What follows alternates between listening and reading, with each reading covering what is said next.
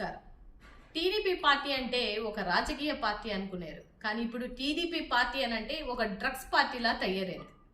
ఈ విషయం నేనే కాదు, రాష్ట్రంలో ఉన్నటువంటి అన్ని మీడియా ఛానల్తో పాటు తెలంగాణలో ఉన్నటువంటి ఈగల్ టీంకి సంబంధించినటువంటి అధికారులు కూడా చెప్తున్నటువంటి విషయం. ఏదైతే రాత్రి ఏలూరు ఎంపీ అయినటువంటి పుట్టా మహేష్ గారు దొరికినటువంటి విషయం, అంటే ఆయన డ్రగ్స్ తీసుకున్నటువంటి విషయం, కాల్పులు కాల్చినటువంటి విషయం, తర్వాత ఈయనకి టెస్టులు చేస్తే అందులో పాజిటివ్ రావడం అందరూ గమనించినటువంటి విషయం. దీన్ని కూడా వీడియో ఫేక్ వీడియో అంటే మేం చేసేది ఏం లేదు. కానీ రాష్ట్రంలో ఎంత నిసిగ్గుగా డ్రగ్స్ దొరుకుతున్నాయి, వీళ్ళ హయాంలో డ్రగ్స్ ఎంత విచ్చలవిడిగా తిరుగుతుంది అన్నదానికి ఇదొక మైలురాయి అనుకోవచ్చు.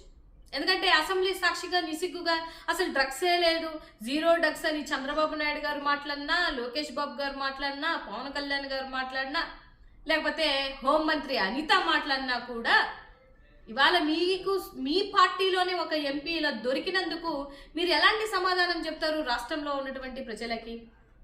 అసలు ఎలా వచ్చాయి డ్రగ్స్? ఈగల్ టీం పనిచేస్తుంది కాబట్టి దొరికిపోయారు కాబట్టి సరిపోయింది. లేకపోతే ఇక్కడ ఆంధ్ర రాష్ట్రంలో ఇంకా ఎన్ని ఈగల్ టీమ్స్ పెడితే మీరు దొరుకుతారో లేదో అనేది కూడా ఒకసారి ఆలోచించాల్సినటువంటి అవసరం ఉంది. డెఫినెట్గా డ్రగ్స్ రహిత రాష్ట్రము ఏర్పడాలి కాబట్టి మీ ఓట్లని వాడి ఈసారి ఇలాంటి ఎమ్మెల్యేలని, ఇలాంటి ఎంపీలని తరిమి కొట్టాలని నేనైతే మనస్ఫూర్తిగా కోరుకుంటున్నాను. ఎందుకంటే చిన్న పిల్లలు, యువత భవిష్యత్తుని డ్రగ్స్ మీద వీళ్ళు చేస్తున్నటువంటి ప్రాసెస్ మీద నాకు ఎప్పటి నుంచో డౌట్ కాబట్టి, సో వీళ్ళ హయాంలో విచ్చలవిడిగా జరుగుతున్నటువంటి ఈ డ్రగ్స్ మీద ఉక్కుపాదం మోపాల్సినటువంటి అవసరం ఎంతైనా ఉంది.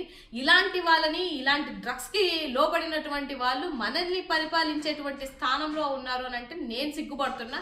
ఎట్టి పరిస్థితుల్లో ఇలాంటి ఈడెంట్స్ని సస్పెండ్ చేయాలని నేనైతే మనస్ఫూర్తిగా కోరుకుంటున్నా. అండ్ డెఫినెట్గా రాబో రోజులలో మీకు ప్రజలు సమాధానం చెప్పే రోజు ఒకటి వస్తుందని మనస్ఫూర్తిగా కోరుకుంటున్నాను.